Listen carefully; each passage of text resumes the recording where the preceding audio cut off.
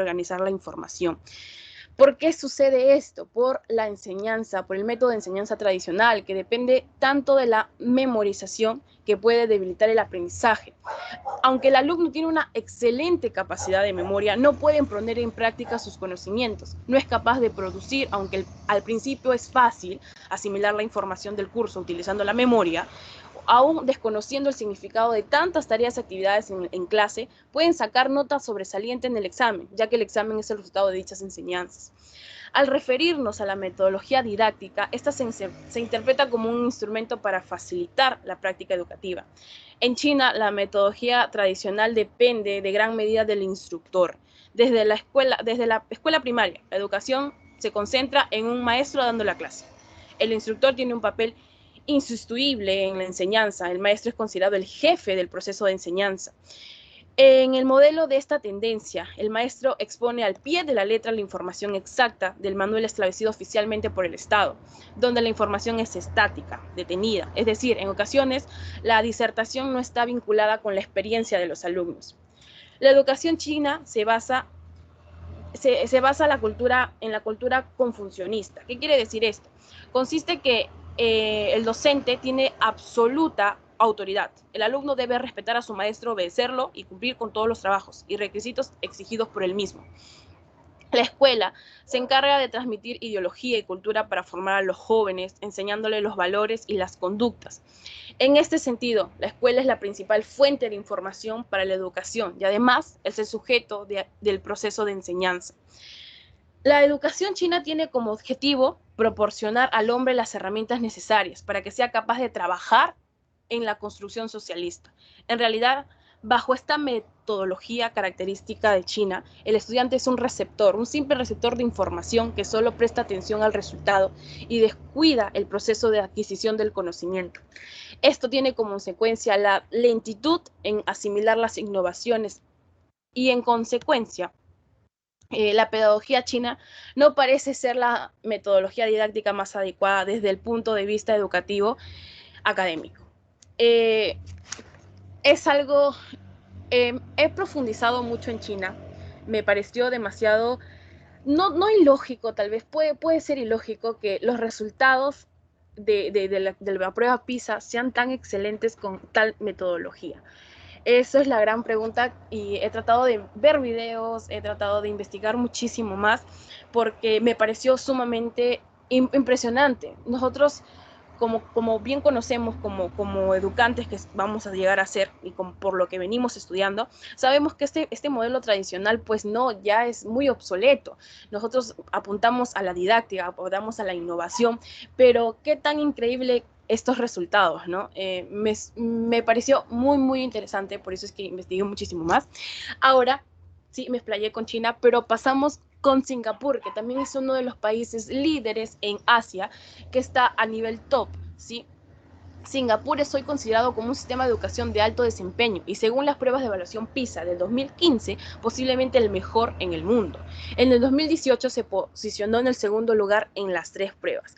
En el 2018 le ganó China, ciertas provincias, no todo China, como ya expliqué al comienzo, Shanghái, Pekín, entre ellas desplazaron el puesto de Singapur, pero eso no quita que tenga excelentes calificaciones, ¿sí? Pero hay algo sumamente curioso porque Singapur obtuvo su independencia en 1965. Estamos hablando de un poco más de 50 años de independencia y es impresionante todo el gran desarrollo que ha logrado. Este es un país desarrollado. Pasó de ser un país subdesarrollado donde había sumamente desempleo, era un escenario difícil, un desempleo alto, nivel de analfabetismo bajo, había demasiada corrupción. Ahora, para ello, se cambió, hubo un proyecto de desarrollo, un desarrollo del sistema educativo. Ellos se enfocaron para poder mejorar como país, se enfocaron netamente, apostaron por la educación. Ellos de todo su presupuesto anual en educación gastan el 20% de todo lo que de su presupuesto anual es para la educación. Ellos tuvieron una primera fase de desarrollo del sistema educativo, el énfasis estuvo literalmente en construir conocimiento y habilidades de la población, para el fin de hacerlos empleables, encontrar trabajos simples. Esto es sumamente lógico. Si yo veo que mi país está en desempleo, hago explotar sus habilidades. ¿A través de qué haces? A través de la educación, culturalizarlos para que así pueda sumergir, ¿no? Del fondo en donde estaba. Pero para eso, el camino de Singapur en la construcción de un sistema educativo de talla mundial se basa en tres Cs, ¿sí? La primera C es cultura. Singapur es una nación de inmigrantes, personas que llegaron a Singapur para escapar de la pobreza y construir mejores vidas. La mayoría de la población china, como grupo étnico, tiene un alto respeto por la educación como medio para lograr la movilidad social. Cuando Singapur hizo un progreso económico rápido en las primeras 3 décadas después de la independencia, las calificaciones educativas eran importantes en el mercado laboral. Esto debido a que el desempeño y los logros en la educación se valoran altamente en Singapur y sus estudiantes están preparados para trabajar duro en los colegios. Aquí un paréntesis porque me faltó mencionar que para también avanzar respecto a la educación, ellos adoptaron el idioma inglés como primera lengua, así con el objetivo de pertenecer al mundo globalizado. La tercera C es el contexto. Singapur es un pequeño país multiétnico. Es un país pequeño de muchas islas, sumamente pequeño, pobre en recursos, no tenía recursos y con vecinos alrededor que eran de poblaciones grandes y muchos recursos. En la independencia hubo preguntas de su legitimidad como Estado soberano, porque es un país pequeño. Entonces hubo preguntas respecto a que sí es Estado o no es Estado. Claramente tuvo que demostrar que a pesar de sus limitaciones, de no tener recursos, de ser pequeño, esto se podía lograr. El desarrollo de recursos humanos por medio de la alta calidad, educación relevante y entrenamiento era la clave. La necesidad de sobrevivir también significa que el gobierno está muy enfocado en lograr sus objetivos y que las políticas educativas fueron planeadas a largo plazo. Finalmente, la tercera C, que es la capacidad. Singapur no había podido alcanzar su éxito sin su habilidad, no solo de hacer buenas políticas, sino además de implementarlas de forma efectiva. El servicio administrativo de Singapur es probablemente el mejor del mundo. Ellos tuvieron la capacidad de reconocer la complejidad, la naturaleza interrelacionada de educación y cambio curricular. Por ejemplo, en el intento de desarrollar estándares en matemáticas y ciencias, ellos prestaron especial atención en la calidad de los docentes, asegurándose de que los docentes de bachillerato han dominado su área de experiencia y estuvieron bien preparados. Aquí también algo interesantísimo, que primero les voy a dar unos datos en general, porque se tiene que explicar un poco a fondo, pero para que entiendan, para dejarme entender, disculpen, en Singapur hay escuelas que son de alto rendimiento y se llaman escuelas express o avanzado. Los maestros tienen que pertenecer a esas escuelas de avanzado, si no, no pueden estudiar ni siquiera la educación.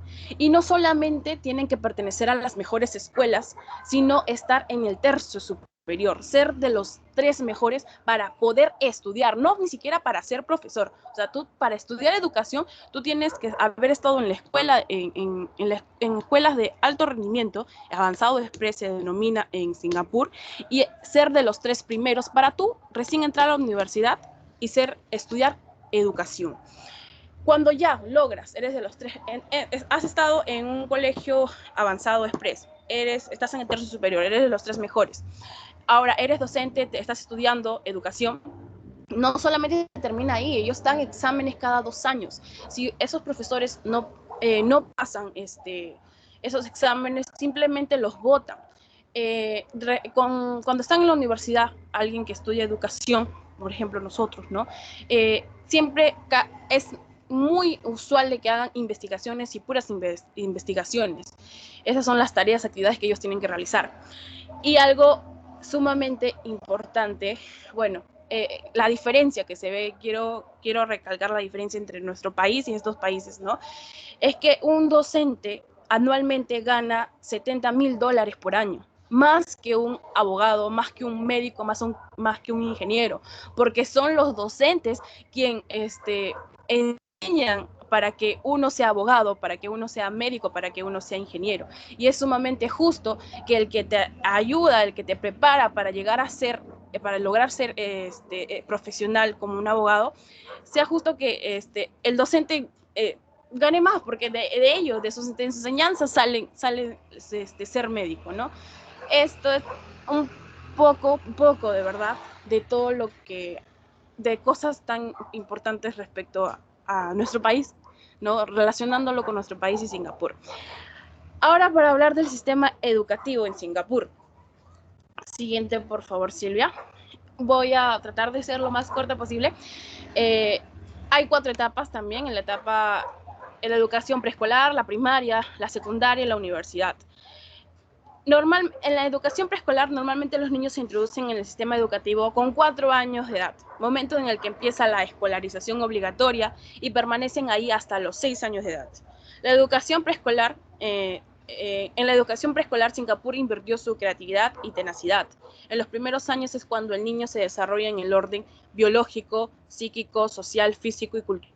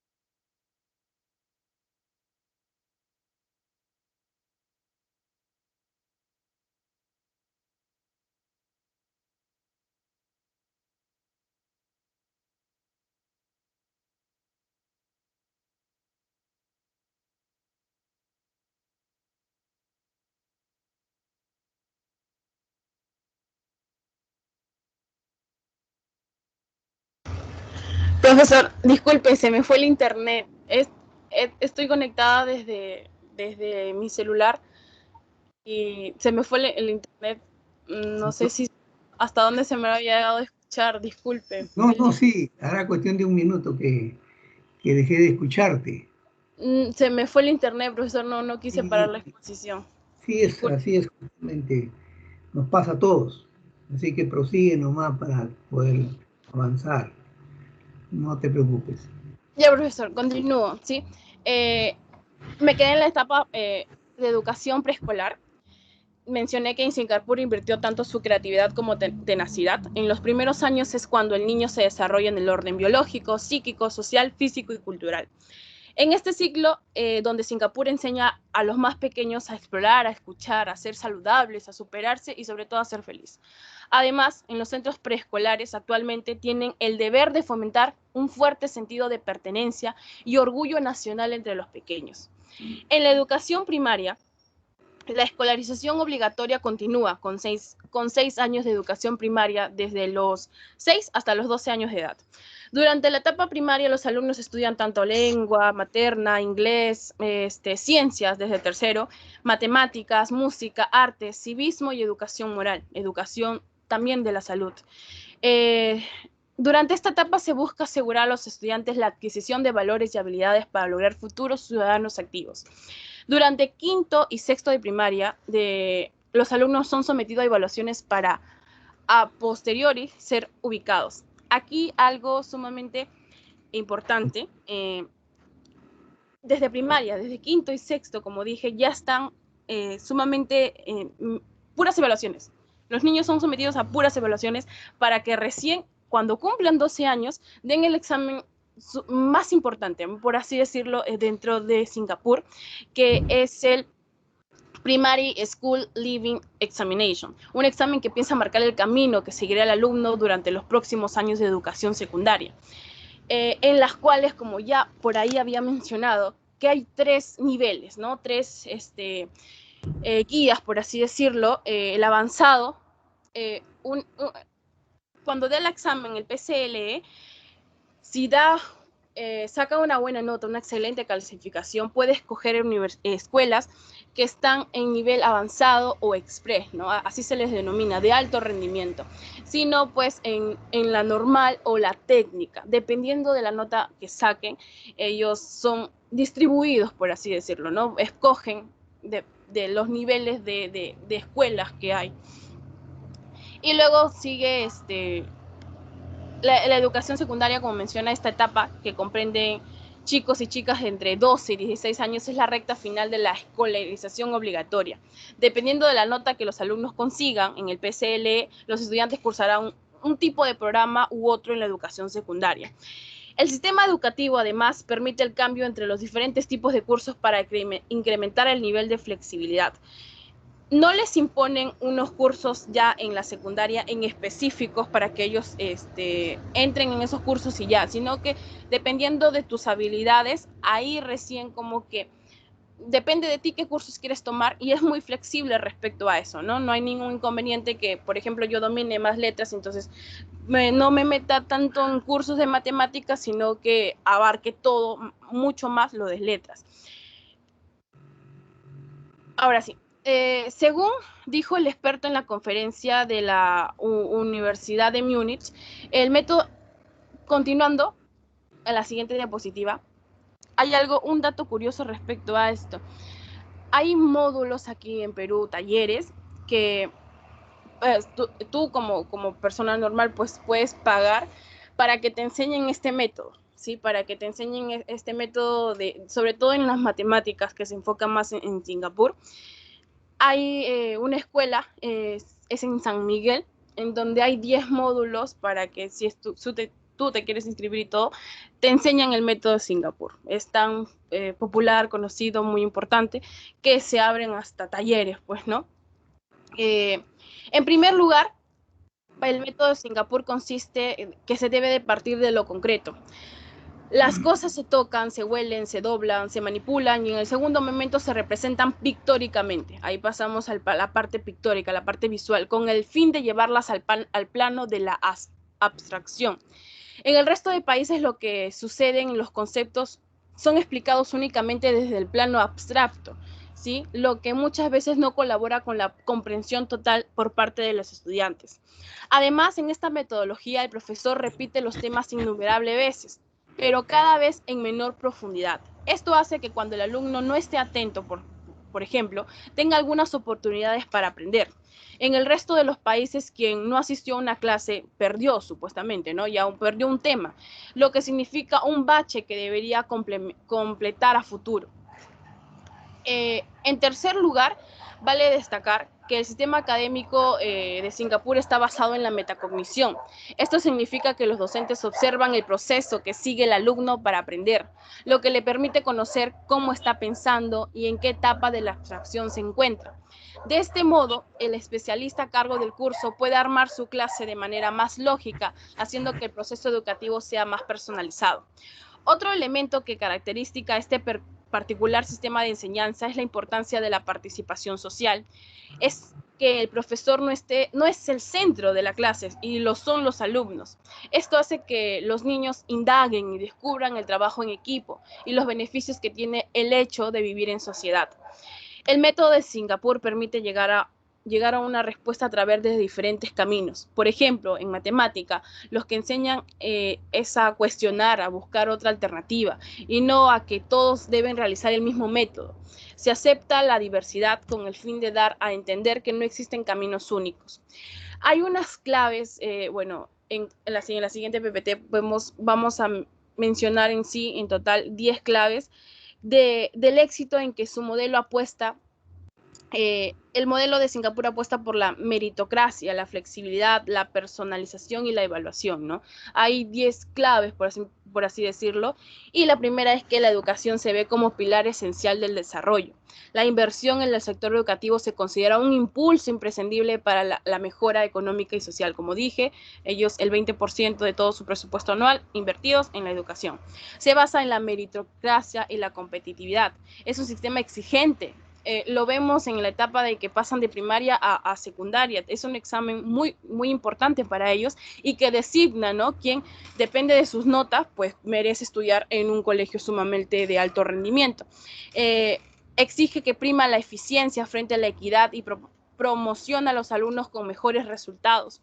El objetivo es que los alumnos aprendan, no memoricen. Se fomenta que los estudiantes se hagan preguntas, busquen sus propias respuestas y piensen de manera diferente. El aprendizaje es flexible y diverso. Las escuelas pueden modificar su programa y los alumnos tienen diversas opciones para elegir según sus intereses y su forma de aprender, según sus habilidades. Él es más bueno en matemáticas o en letras y depende de ello, pues se inscriben en estos programas, cursos.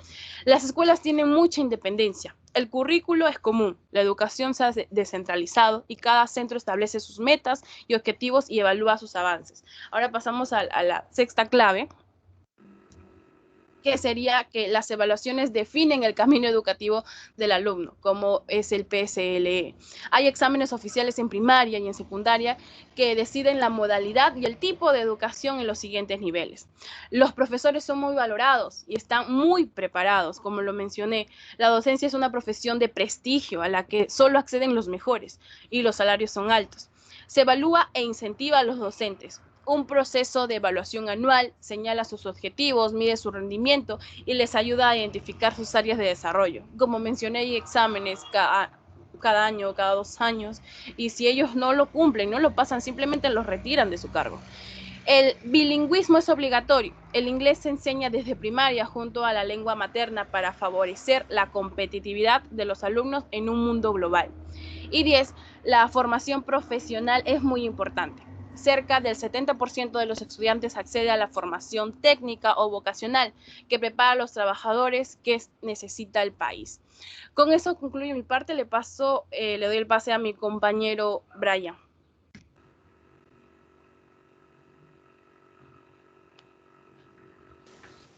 Buenas tardes, profesor. Bueno, yo le voy a hablar sobre Japón. Japón, según los resultados en la prueba PISA de 2015, quedó en segundo lugar, demostrando su sistema educativo como uno de los mejores. Sin embargo, en las pruebas PISA de 2018, bajó hasta el puesto 15. La educación en Japón es un aspecto social y cultural que se les enseña desde muy pequeños a los japoneses. Esta forma de educarse es muy importante para ellos, ya que se cultiva y se fomenta casi desde el nacimiento del niño, todo ello con el fin de que en un futuro sean útiles a la sociedad en la que viven.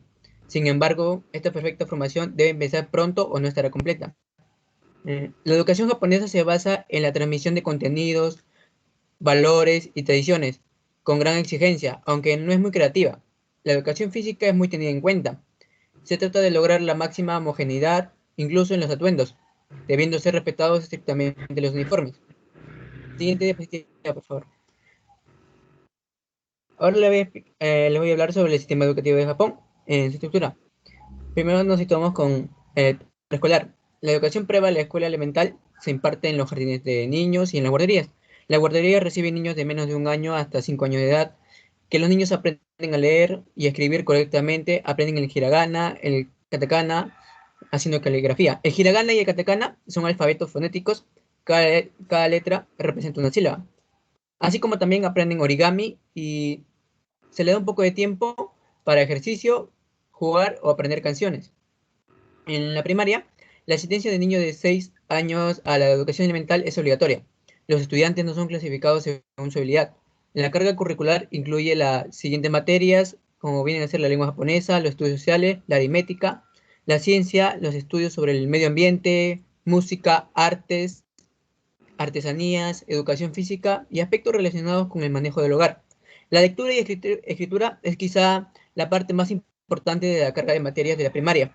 A principio y final de clase, los alumnos siempre hacen la limpieza. En la secundaria está dividida por 2 ciclos de enseñanzas, como viene a ser el grado elemental y el grado superior. El único requisito para entrar es haber cursado la primaria. Aprenden varias materias operativas, como es la moral, idiomas extranjeros, comercio, pesca, etc. La secundaria elemental es la educación secundaria en la que cubre 3 grados, el séptimo, el octavo y el noveno. Los niños son generalmente entre las edades de 12 y 15 años, con un mayor enfoque en los estudios académicos, y sus materias curriculares son como la lengua japonesa, lenguas extranjeras, la moral, matemáticas, etc. En el segundo año los estudiantes tienen una excursión obligatoria llamada Shauka Ryoko, donde hacen actividades para fortalecer vínculos aprendiendo nuevas culturas. En la secundaria superior, a pesar de no ser obligatoria, el 94% de la población asiste a la educación secundaria. Para participar, los estudiantes deben tomar un examen de ingreso en japonés, matemáticas, ciencias sociales e inglés. Esto se da solamente en la estatal. En las privadas de secundaria superior, solamente se les hace una entrevista.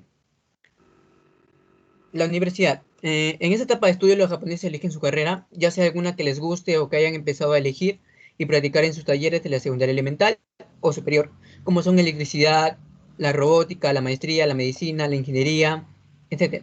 La formación de las personas en los distintos campos de la ciencia, la tecnología, la docencia, la investigación, también a la extensión de los beneficios de la educación y la cultura al conjunto de la sociedad, con el propósito de impulsar el progreso integral de la nación. Comprende los niveles técnico superior, universitario, profesional, asociado a la licenciatura, especialidad, maestría y doctorado.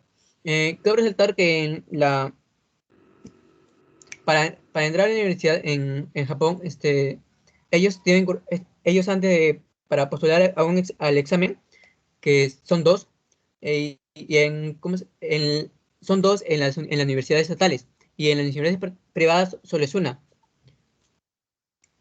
En las universidades, para postular en las universidades estatales, ellos deben estudiar antes hay academias, como aquí también en nuestro país, allá también lo hay. Y también algunos cuentan con tutores privados. Siguiente diapositiva. Las 10 claves de la educación en Japón. Primero está el currículo que se establece a nivel nacional. El Ministerio de Educación, Cultura, Deporte, Ciencia y Tecnología, con la colaboración de profesores universitarios y el Consejo Central de Educación, fija las líneas básicas de todas las materias que se enseñan en los colegios japoneses. Sus objetivos y contenidos, salvo que se detecte alguna necesidad importante, estas directrices que deben seguir todas las escuelas del país, que se revisan cada 10 años.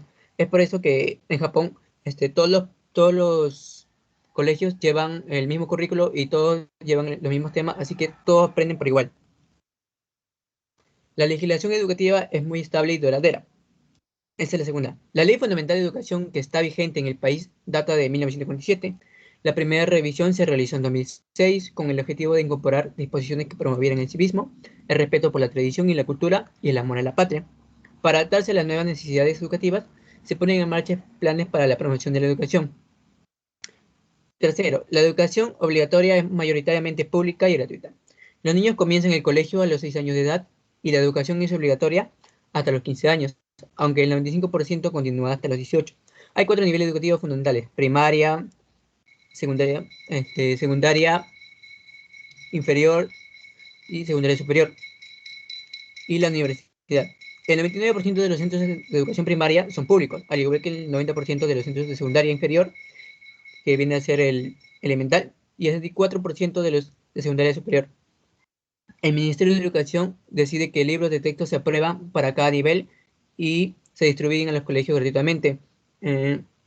Estos tienen un convenio con las editoriales y las editoriales entregan gratuitamente a los alumnos los libros que ellos necesiten.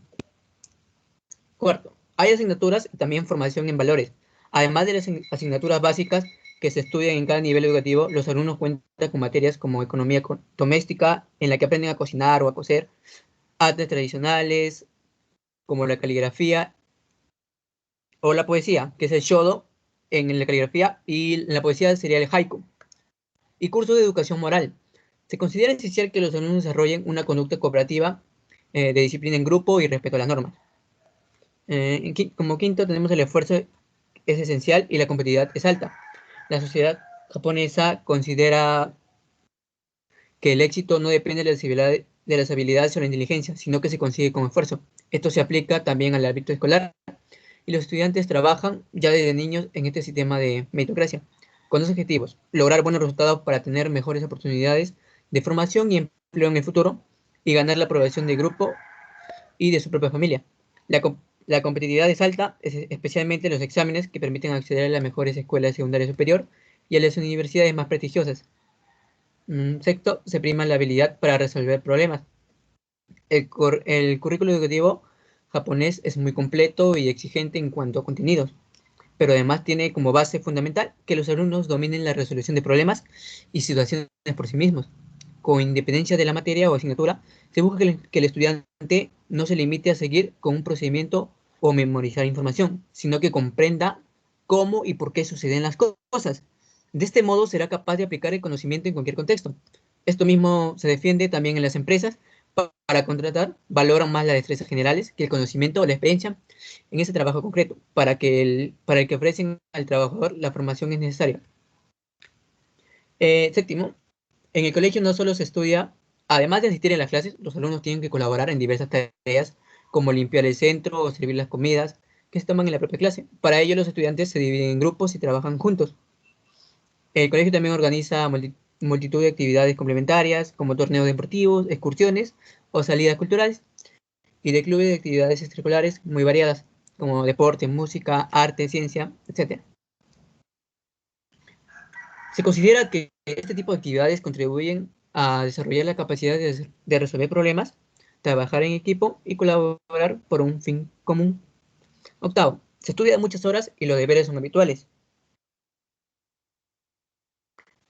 Tanto los alumnos de la escuela primaria como los de secundaria tienen que hacer tareas a diario. Entre otros temas, deben practicar los kanjis, los caracteres que integran el complejo sistema de escritura japonés. También hacen deberes durante las vacaciones de invierno y de verano, que suelen consistir en algún proyecto de sublección. El número de horas de clase es similar al de otros países, pero se invierten muchas horas en actividades extraescolares. Noveno, los maestros son muy respetados y están muy preparados. Históricamente, los profesores en Japón procedían de la clase samurái y tenían una alta consideración en la sociedad. Aunque la profesión ya no es elitista, el respeto hacia los maestros se mantiene intacto. Además, es una de las profesiones mejor pagadas del país, por lo que hay muchos solicitantes para cada puesto que ganan mejor.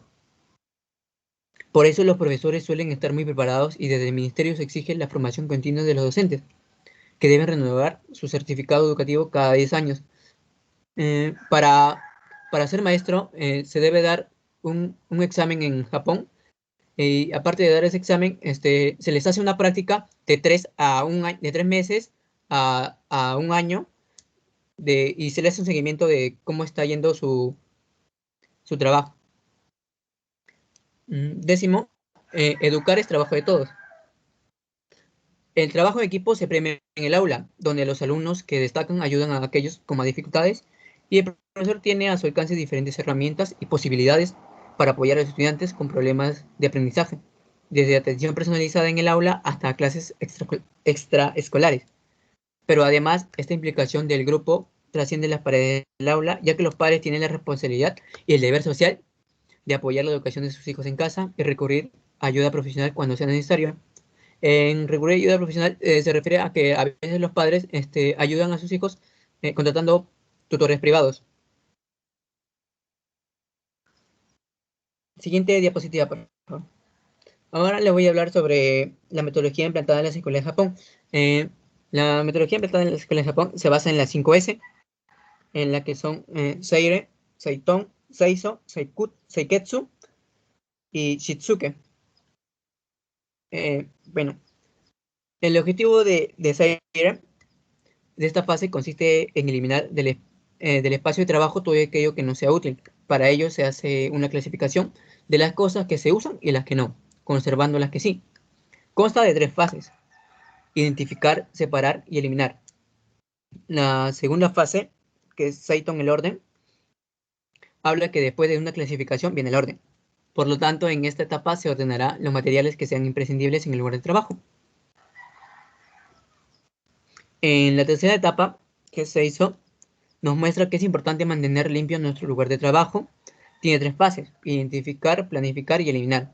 Y cabe resaltar que tanto como los maestros y alumnos limpian el aula. Cuarta fase, que es Seiketsu. Esta fase centra su objetivo en mantener tanto el orden como la limpieza, lo que mejorará la productividad. Y también se centra en su objetivo, que es encontrar las anomalías. Por último, está la fase de la disciplina. Esta va ligada a conseguir una mejora. Trata de sacarle el máximo partido al resto de las fases que componen las 5S. Se divide en 2 fases: crear hábito y mejorar. La educación japonesa es muy estricta con la disciplina, por lo tanto trabajan de esta manera muy eficiente, ya que los niños necesitan disciplina para sacar adelante sus estudios. A pesar de que esta metodología se está pensando, a pesar de esta metodología, se está empezando a implantar otros tipos, como por ejemplo la metodología de resolución de problemas, para hacer que los estudiantes motiven e involucren por sí solos.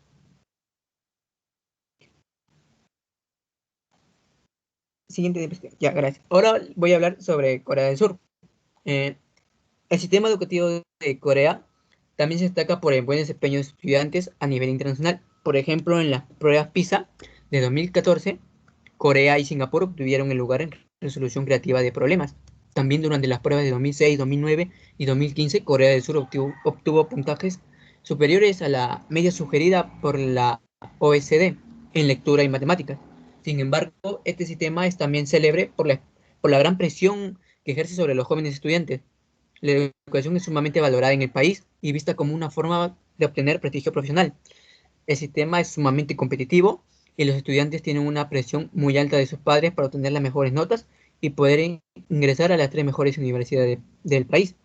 Estudiar en estas universidades les garantizará un estatus social privilegiado y las posiciones laborales más apetecidas y con mejor salario.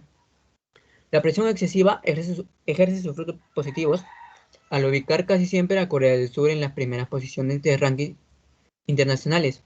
Sin embargo, el estrés deja consecuencias que van desde malestares físicos, depresión y en algunos casos hasta suicidio.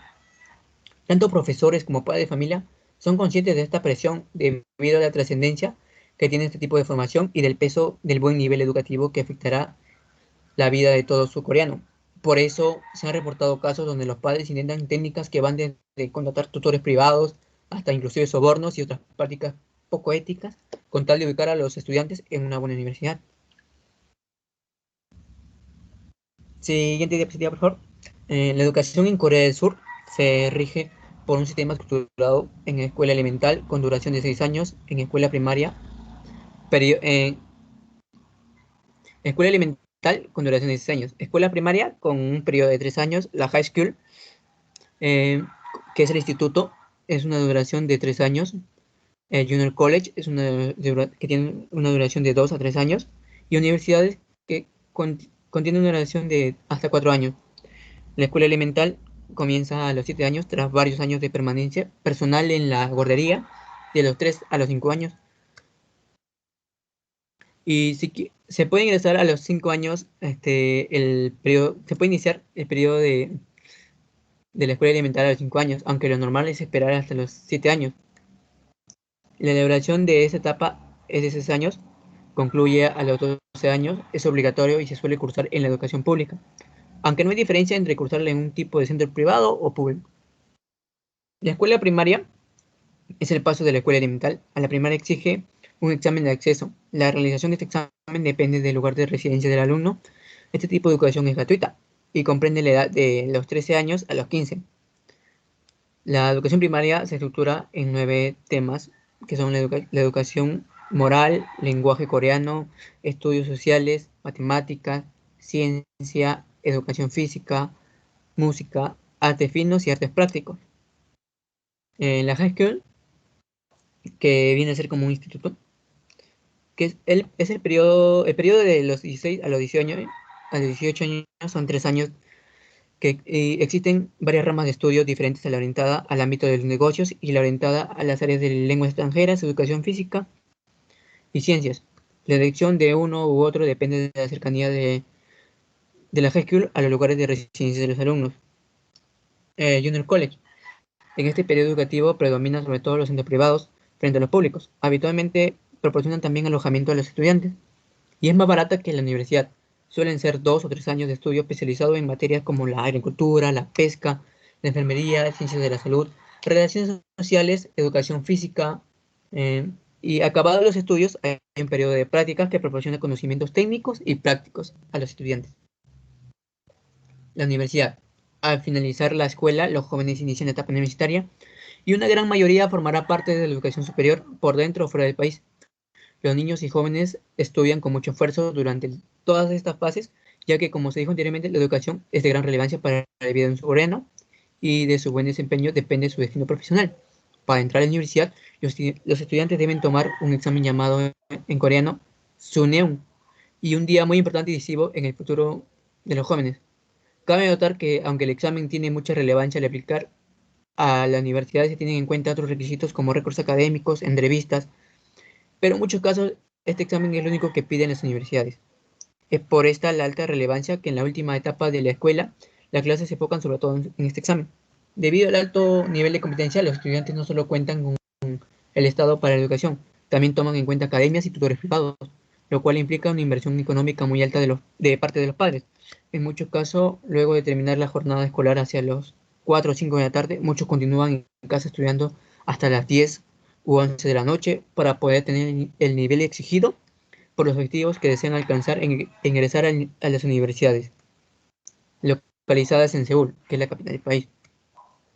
Los pregrados duran 4 años por lo general, excepto en el caso de medicina. Durante el curso de la universidad, los hombres deben realizar un año de servicio militar obligatorio, que son 2 años, por lo que las mujeres se gradúan antes que ellos. Este examen, el servicio militar puede ser omitido en cuanto tenga el estudiante japonés tenga una medalla de oro en los Juegos Olímpicos o sea un héroe nacional en guerra. Al ingresar a la universidad, las edades de los estudiantes varían. Algunos deben retomar el examen y estudiar hasta 2 años más para poder obtener el puntaje que necesitan. Otros logran de inmediato y pueden tener por un momento un respiro, pero el alto nivel de competencia continúa durante el pregrado y deben esforzarse por tener los primeros puestos. Las buenas notas son tenidas en cuenta a la hora de ser contratados por los empleadores. Siguiente diapositiva, por favor.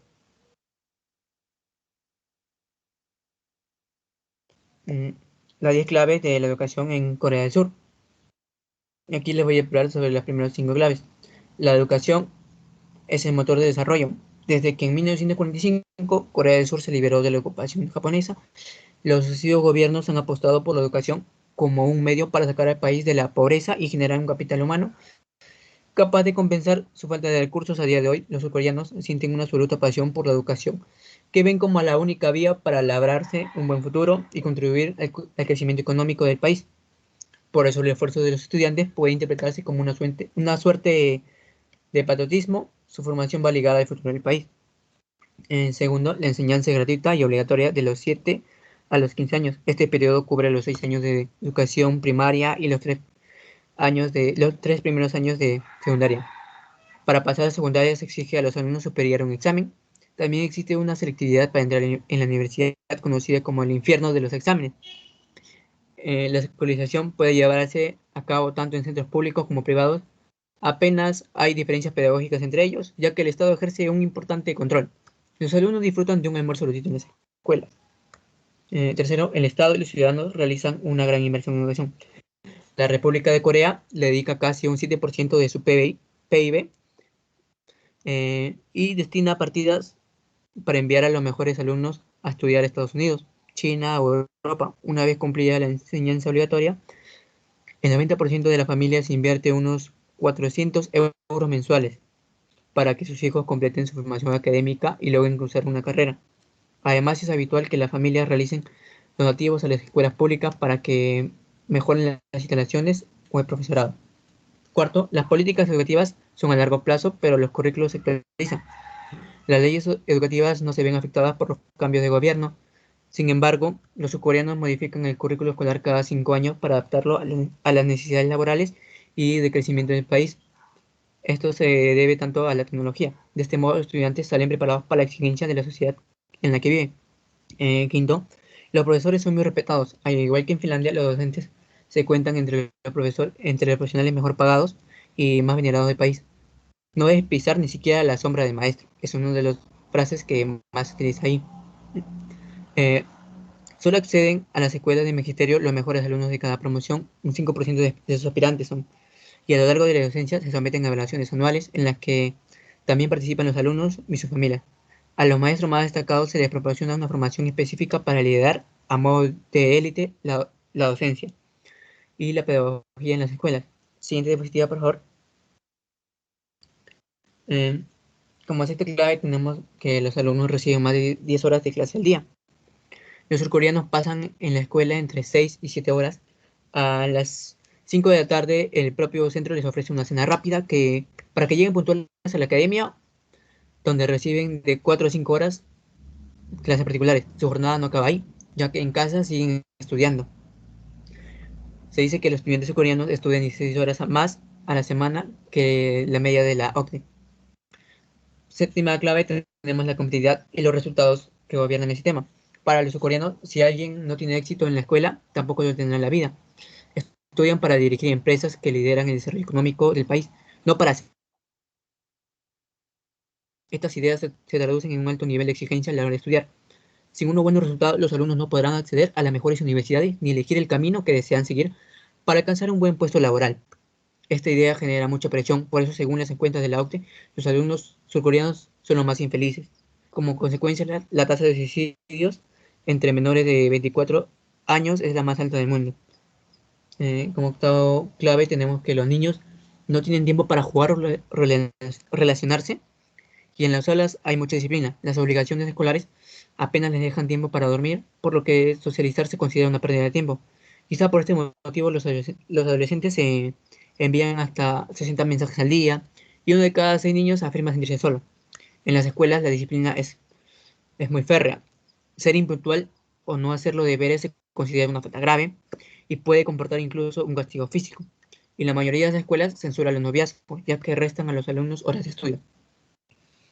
Noveno, el sistema fomenta la memorización y deja de lado la creatividad. Los profesores explican a toda velocidad. Lo importante es que los alumnos adquieran conocimientos. Cuanta más, mejor. De este modo se descuida la comprensión conceptual y la creatividad. Esto podría explicar que siendo los primeros en las pruebas de acceso a universidades como Harvard o Yale, una vez allí casi el 44% fracasa al no saber improvisar o trabajar en equipo. Eh, Décima clave, se apuesta por la tecnología en las aulas. La competencia digital se considera una prioridad, ya que su desarrollo permite a los alumnos afrontar los retos laborales del siglo XXI. Los profesores reciben formación para integrar las TIC en sus clases y la tecnología se considera una herramienta para que todos tengan acceso a la educación. Casi 3 millones de alumnos estudian por Internet desde casa gracias al sistema Cyber Home, una plataforma digital que le permite reforzar su educación sin tener que asistir a academias privadas. Por otro lado, el gobierno anunció en 2011 que su intención es de implantar los libros de texto digitales en las escuelas. Así, a finales de este año se prevé que los alumnos ya no utilicen libros impresos. Bueno, en Japón se ha demostrado que, no, diría en Corea, disculpe, las pizarras virtuales allá son comúnmente usadas, como no son usadas en nuestro país. En mi colegio fueron usadas solamente, pero solamente era permitida para quinto año de secundaria. Bueno, una pequeña conclusión sobre la educación en Corea del Sur es que, aunque los resultados de las pruebas y del buen desempeño escolar en Corea del Sur son muy favorables, la excesiva presión en los jóvenes deja algunas consecuencias que deben ser evaluadas. El ambiente competitivo hace que, por ejemplo, las clases sean en muchos casos rígidas.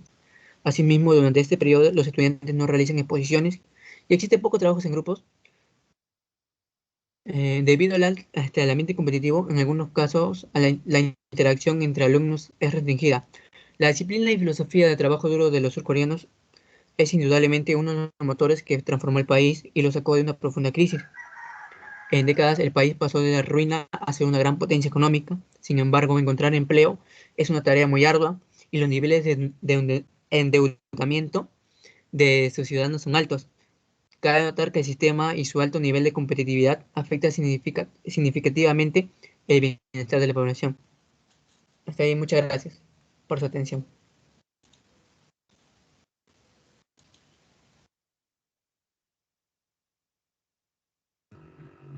Muy bien. La exposición ha sido clara, precisa, ¿no? Entonces, ahora vamos a formular las preguntas para los expositores, ¿no? Con el criterio de ampliar, ¿no? O sacar algunas conclusiones. Eso queda, digamos, ya abierto para que puedan hacer sus preguntas, ¿no? Entonces ahí, a ver, cierren su micro, por favor. Creo que están haciendo ahí celebraciones. A ver, vamos a formular las preguntas. Formulen las preguntas que ustedes estimen por conveniente.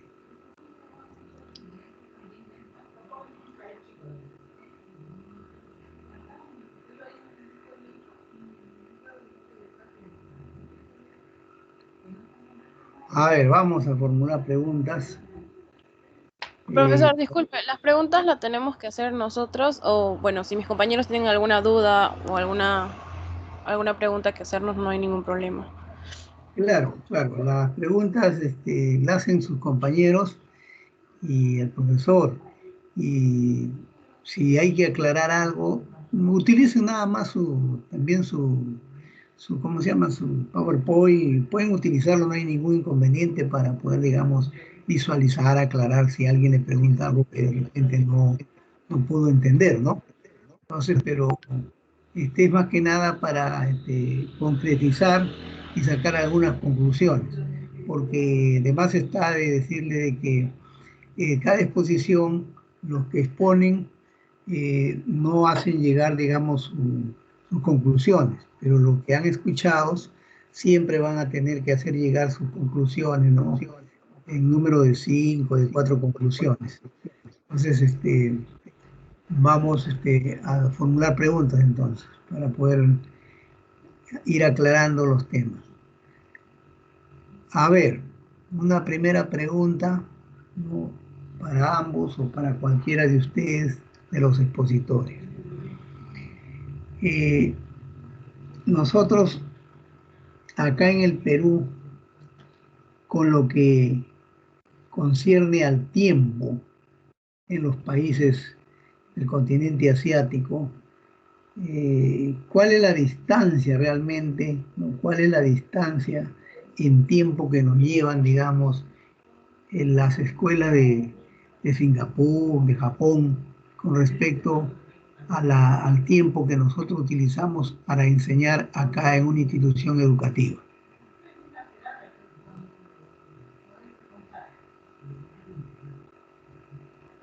Profesor, ¿con tiempo se refiere a las horas de clase? O, Efectivamente, a las horas de clase. bueno, como sabemos, en las escuelas públicas máximo es de 8 a 1 de la tarde, 1:30 de la tarde. En cambio, por ejemplo, en China, como mencioné, es de 8 a 8, tanto de 8 de la mañana a 8 de la noche, e inclusive llegan a su casa, pero para seguir repasando. Y pues como también mencioné, en los grados superiores no solamente es de 8 y es hasta las 10 de la noche. Y esto es relativo inclusive porque vi varios videos, testimonios reales, ¿no? De los niños, ¿no? A veces llegaban 9:30 a su casa y encontraban a sus familiares ya durmiendo, pero ellos llegaban a cenar, a comer lo poquito que había y a seguir estudiando. En cambio acá nosotros pues el colegio público 1 de la tarde, 1:30 creo máximo, y en los particulares, eso sí, 2:30, 2 de la tarde. Hay nivelaciones, eso, pero es un tramo, son horas nada más, pues, ¿no? En los refuerzos, círculos. No se compara, no se compara con tantas horas que en los países, estos países libres asiáticos que estudian. Efectivamente, ¿no? Por eso es que siempre comentamos y yo siempre les digo de que acá lo que falta es, digamos, el profesor está bien acá. Lo que pasa es de que el tiempo que se dedica el estudiante no, no es el adecuado. Ahí está fallando el sistema educativo peruano, ¿no?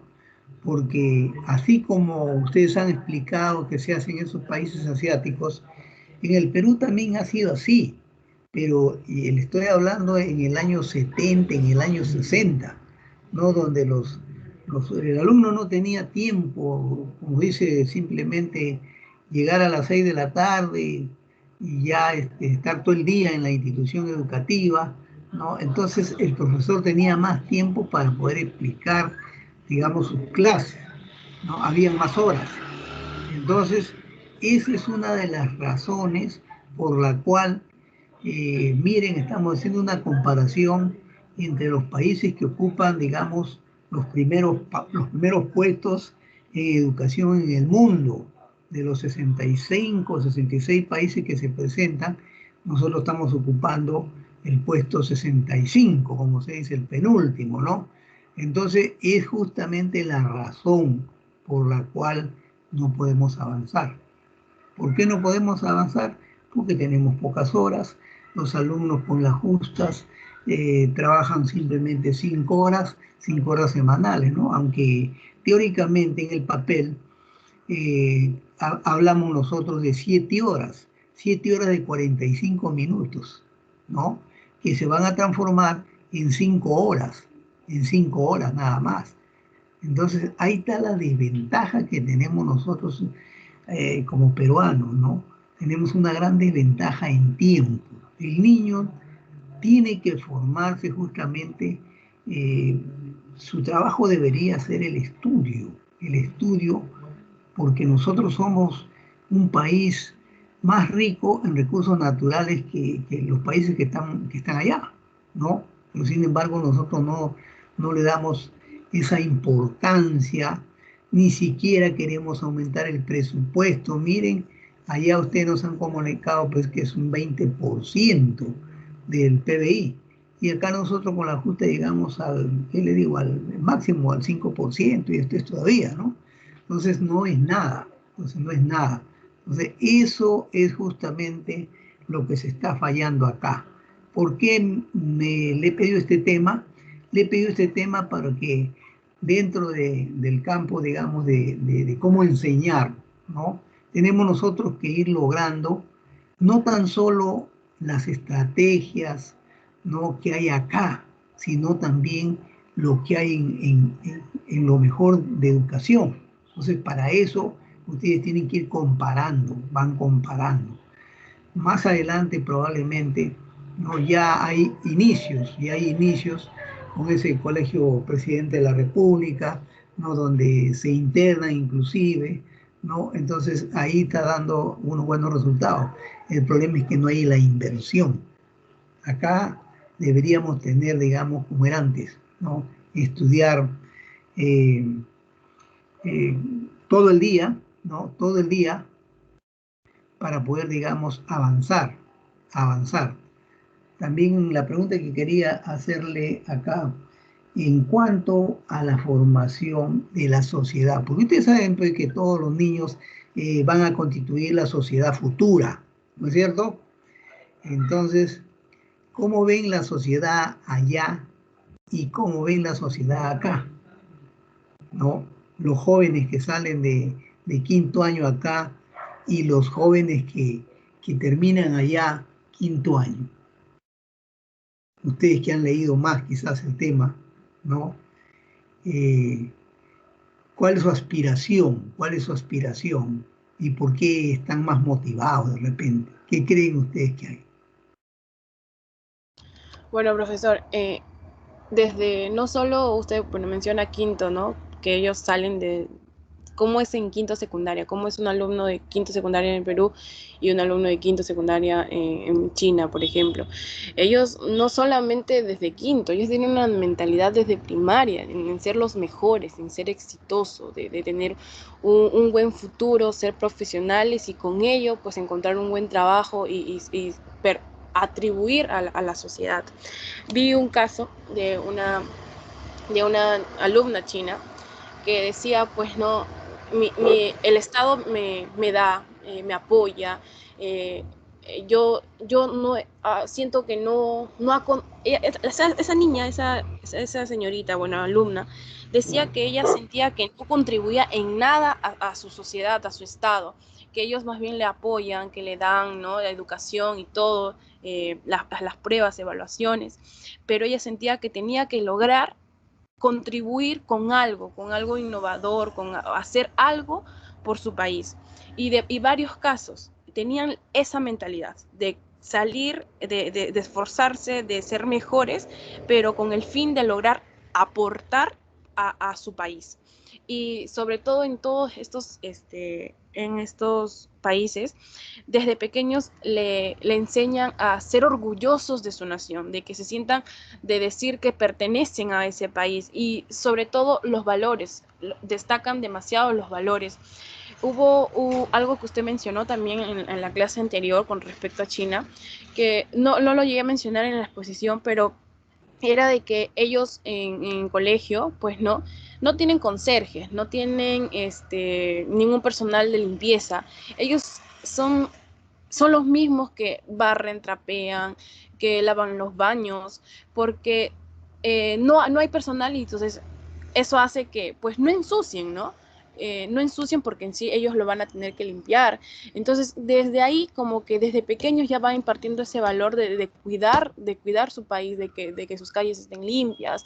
Entonces, es una diferencia abismal, de verdad, es muy grande la diferencia, ¿no? En cambio aquí sale un niño en quinto secundaria, pues no, ya en vez de tener la mentalidad, ¿no?, de postular de frente o de que supuestamente, ¿no?, es inicial, primaria y secundaria, no debería haber academia, no debería, pero todos, hasta yo, o sea, bueno, todos acá creo, todos hemos pisado una academia o una pre antes de poder ingresar a la universidad, cosa que no debería ser, porque supuestamente es, como digo, inicial, primaria y secundaria, pues, ¿no? Y en cambio, ellos ya desde antes ya tienen examen para pasar a primaria, a secundaria, exámenes que son muy, muy importantes, ¿no? Desde antes ya son sumamente evaluados.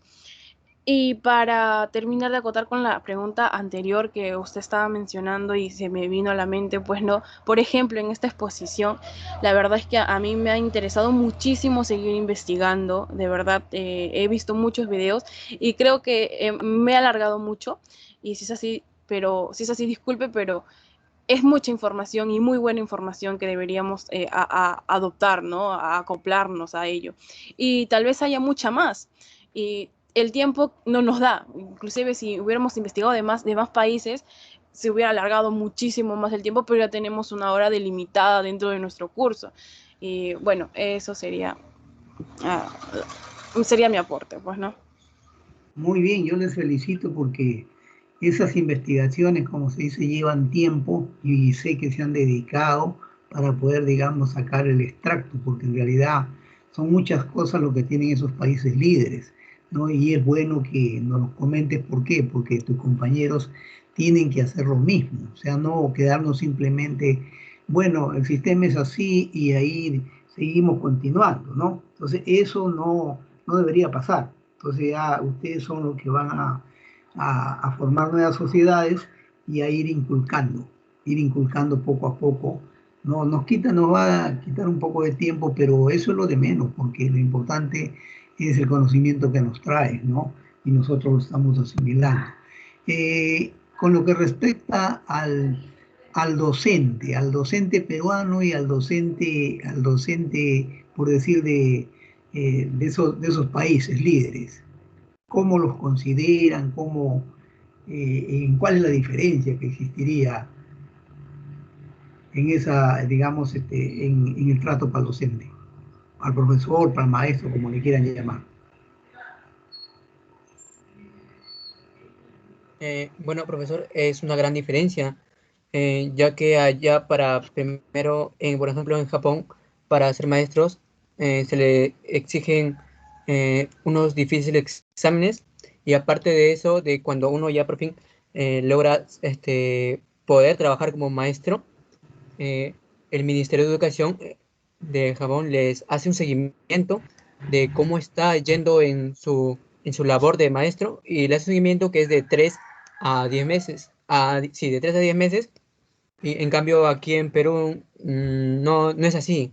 Eh, y aparte también en Corea, el magisterio de allá, por ejemplo, son varios candidatos, pero solo el 5% es el que logra alcanzar el puntaje necesario para poder enseñar en escuelas. Muy bien, lo que mencionaste es correcto. Para ser maestro se selecciona a los mejores. No es como acá en nuestro país que de repente los mejores profesionales no aspiran a la carrera de ser profesor, de ser catedráticos, no aspiran a ellos, sino aspiran a ser de repente ingenieros industriales, ¿no? A otras cosas. Es justamente, esa es la gran diferencia, porque a ellos lo van calificando desde, desde que están en formación, o sea, escogen a los mejores para que sean, digamos, mejores para enseñar, ¿no? O sea, no va a enseñar el que tuvo el último lugar, como se dice, a él ya no lo seleccionan para que sea profesor. Entonces, eso se puede, digamos, escoger. ¿Por qué? Porque es el más considerado. Él, el profesor es el que gana más, o sea, esté bien pagado y bien reconocido, ¿no? Entonces, todos quieren, digamos, allá, quieren ser profesores.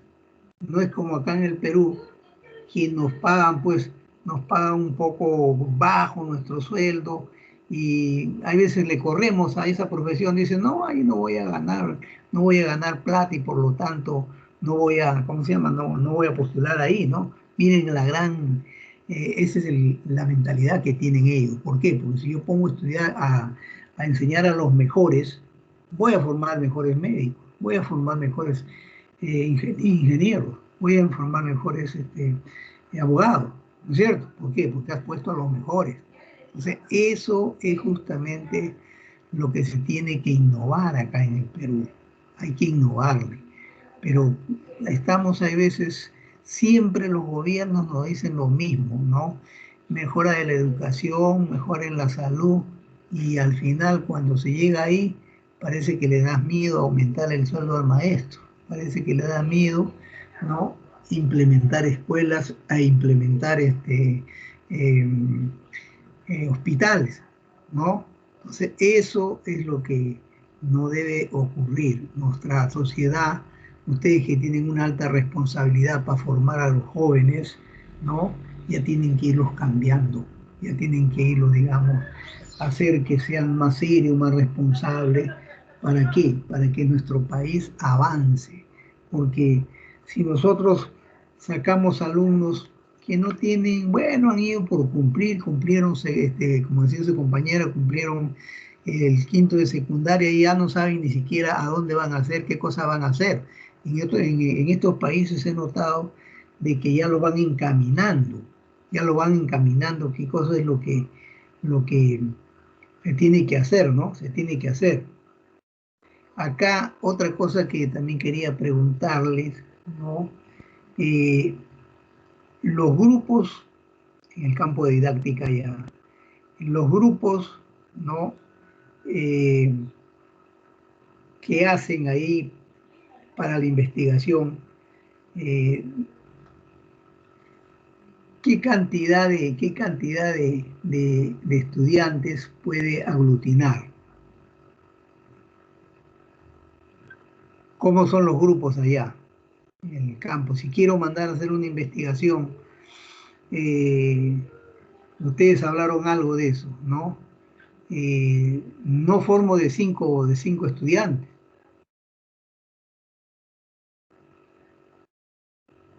¿Cómo son los grupos? ¿Cómo se conforman los grupos ahí para hacer una investigación en las escuelas de Singapur?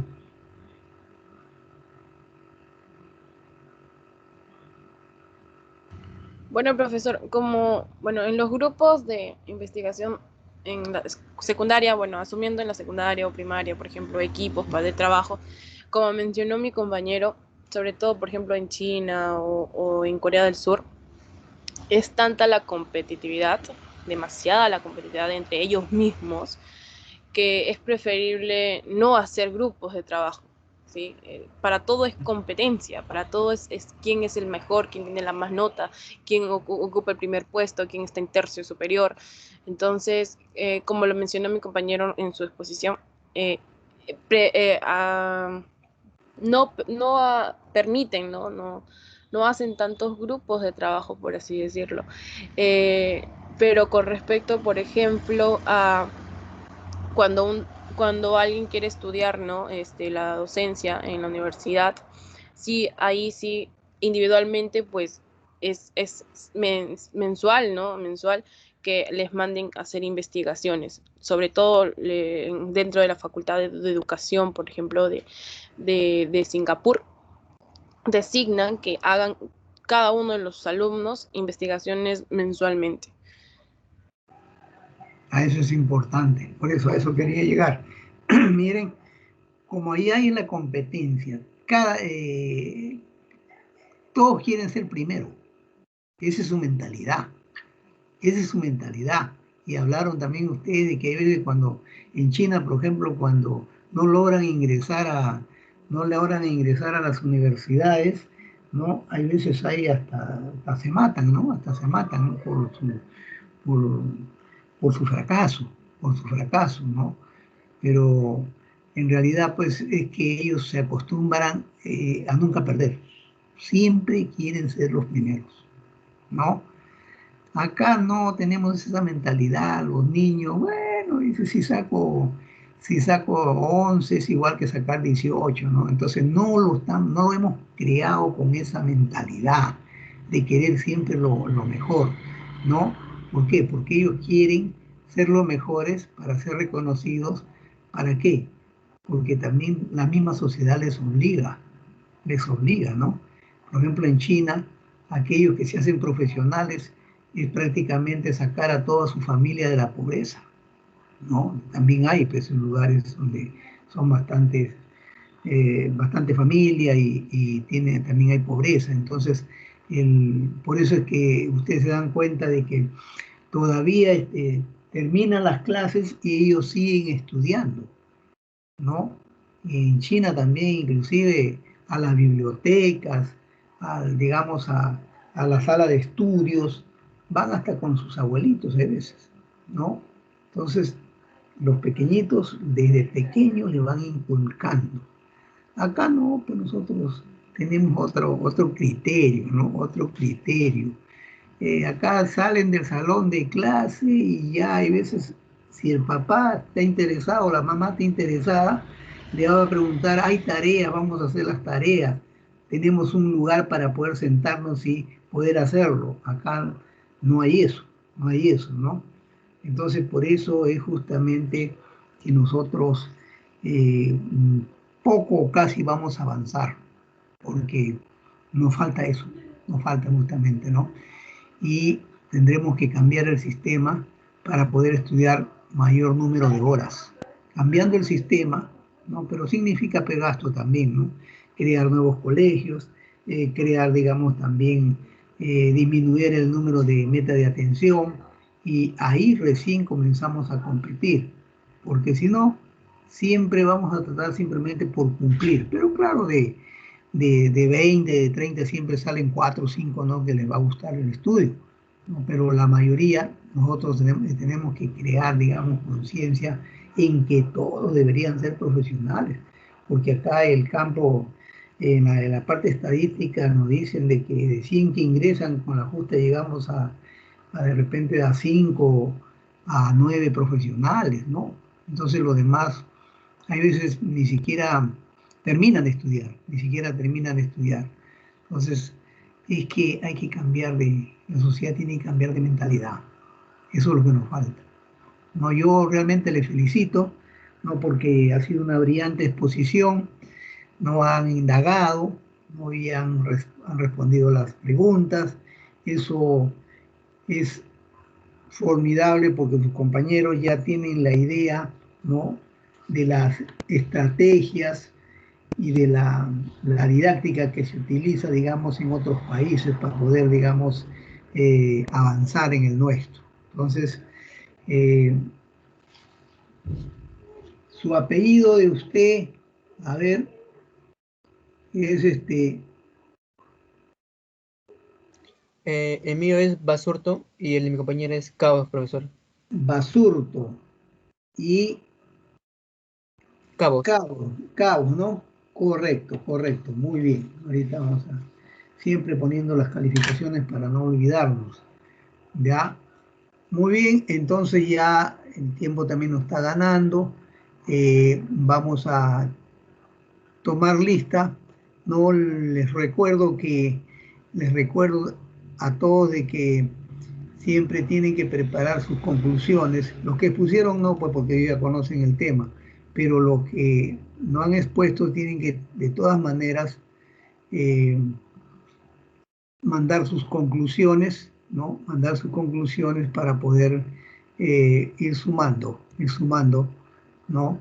Y lo importante que estos temas son de mucha importancia para que también vayan tomando, ¿no?, reflexión más que nada de que cómo debe ser la educación en el Perú. A ver, pasamos lista. Alarcón. Profesor, disculpe que le interrumpa. Antes de que pase lista, ¿las conclusiones a dónde lo debemos subir, dónde lo debemos publicar o mandar? Ya, hay que enviarlo por, ¿cómo se llama? Por Team. Por Team. Ya yo voy a colgar también ahí para que ustedes puedan enviar algunas tareas que teníamos pendientes, pero envíenlo por Team. Ahí vamos a revisarle, así como enviaron ¿cómo se llama? Sus exámenes. De esa forma envíenlo para poder ir revisándolo. ¿Ya? Ok, profesor, gracias. Muy bien. Ángeles Rosales. Presente, profesor. Buenas tardes. Buenas tardes, Natalie. Aracel Peña, Nadia. Presente, profesor. Buenas tardes. Buenas tardes, Karin. Arimana es, ¿no? Arimana. Profesor, buenas tardes, Ayala. presente. Buenas tardes.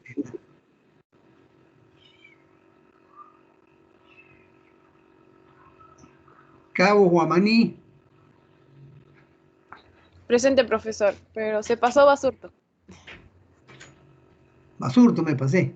Ah, caramba, Sí. no vi Basurto No. para presente, ¿no? Muy bien. Sí, profesor, Sí, presente. profesora, puesto. Ya, correcto. Cabo Guamaní. Ahora sí, presente, profesor. Bien. Calderón. David. Presente, profesor. Buenas. Mateo. Crespo Yaxa. Presente, profesor. Muy bien, Noemí. Juro Arotoma. Presente, profesor, buenas tardes. Muy bien, Elba. Escobar Vega. Escobar Vega.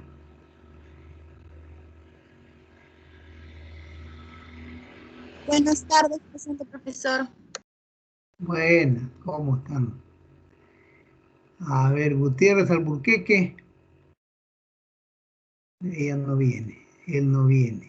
¿Cómo se dice? Limachi Condori. Presente, profesor. Buenas tardes. Mónica.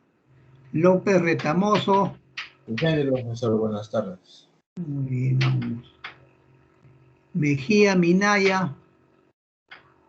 Presente, profesor. Buenas tardes. Buenas tardes. Mejía Palomino. Buenas tardes, profesor. Presente. Buenas tardes, Mayli. Quispe García.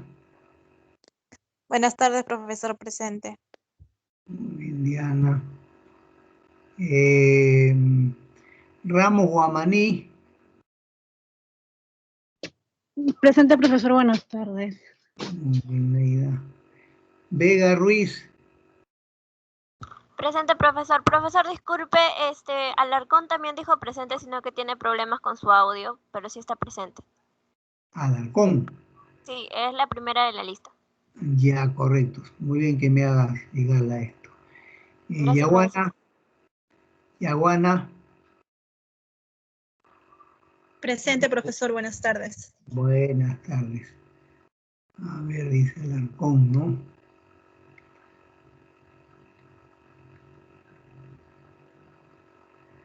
Muy bien, correcto.